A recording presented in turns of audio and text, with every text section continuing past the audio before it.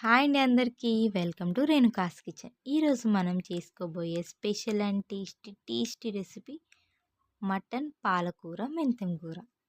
ఇన్నేసి చేస్తున్నారు, ఏమవుతుందో అని డౌట్ పడకండి. పక్కా అద్దిరిపోతుందండి. లేట్ చేయకుండా తయారు చేసే విధానం చూసేద్దాం. మటన్ తీసుకొని మటన్ని మంచిగా వాష్ చేసుకోవాలండి. కొంచెం సాల్ట్ వేసి వాష్ చేసుకొని పక్కకు పెట్టుకోండి. ఇప్పుడు పాలకూరని కట్ చేసుకొని పెట్టుకోండి. అలాగే మెంతెం కూరని కూడా. ఇప్పుడు ఈ రెండింటిని ఒక దగ్గర వేసేసి దీంట్లో వాటర్ పోసుకోవాలి. 2 టైమ్స్ అలా మనం వాటర్లో మంచిగా వాష్ చేసుకోవాలండి. సాల్ట్ వేసుకొని మంచిగా వాష్ చేసుకోవాలి. వాష్ చేసుకున్నాక ఒక జల్లెడ లాంటి దాంట్లో వేసుకొని వాటర్ మొత్తం పోయే వరకు పెట్టాలి. ఇప్పుడు ఉల్లిపాయలు, పచ్చిమిరపకాయలు, కొత్తిమీర, అలాగే కరివేపాకు తీసుకొని రెడీగా పెట్టుకోండి. ఇప్పుడు ఒక కుక్కర్ తీసుకొని కుక్కర్లో నూనె పోసుకోండి.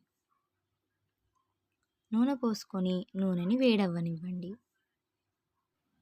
నూనె వేడయ్యాక పచ్చిమిరపకాయలు వేసుకోవాలి. వేసుకొని వీటిని బాగా వేయించుకోండి. అలాగే దీంట్లో కరివేపాకు వేసుకోండి.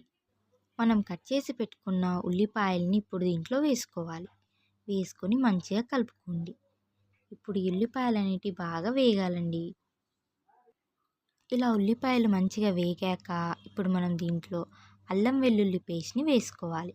వేసుకొని మంచిగా కలుపుకోండి. మంచిగా కలుపుకున్నాక అలాగే దీంట్లో ఇప్పుడు మనం పసుపు వేసుకోవాలి. వేసుకొని మంచిగా కలుపుకోండి.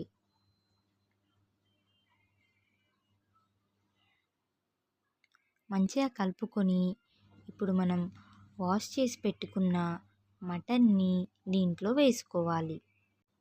వేసుకొని మంచిగా కలుపుకోవాలండి.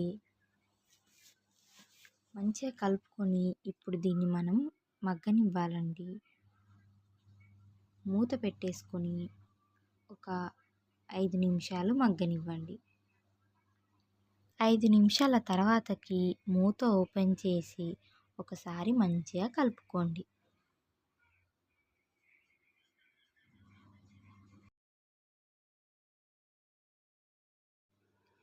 ఇప్పుడు ఇలా మంచిగా మగ్గిన తర్వాతకి మనం ఇప్పుడు దీంట్లో కారం వేసుకోవాలి. అలాగే ఉప్పు వేసుకోండి. వేసుకొని మంచిగా కలుపుకోండి.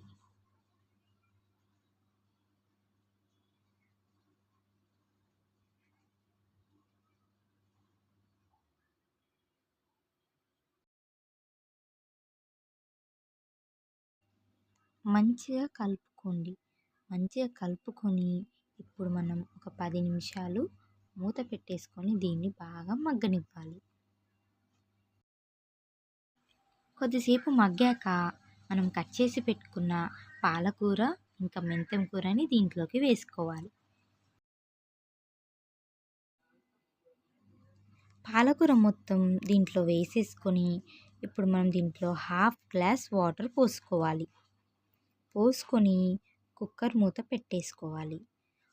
ఆల్రెడీ మనం మటన్ని మగ్గించాం కాబట్టి ఒక 3 విజిల్స్ వరకు కుక్కర్ మూత పెడితే చాలండి. అది మగ్గిపోతుంది. 3 విజిల్స్ వచ్చాక స్టవ్ ఆఫ్ చేసేయండి. 3 విజిల్స్ వచ్చిన తర్వాతకి స్టవ్ ఆఫ్ చేసి కుక్కర్ విజిల్ తీసేసి కుక్కర్ ఓపెన్ చేసుకొని లాస్ట్లో కొత్తిమీర వేసుకోండి. అంతేనండి. టేస్టీ అయిన యమ్మీ మటన్ పాలకూర మెంతెం కూర రెడీ అయిపోయింది. తప్పకుండా అందరూ ఈ రెసిపీని ట్రై చేయండి. చాలా కొత్తగా ఉంటుంది, ఇంకా టేస్టీగా కూడా ఉంటుంది. ఇంకా మా ఛానల్ని సబ్స్క్రైబ్ చేసుకొని వాళ్ళుంటే సబ్స్క్రైబ్ చేసుకోండి, లైక్ చేయండి, షేర్ చేయండి. Thanks for watching Renuka's kitchen.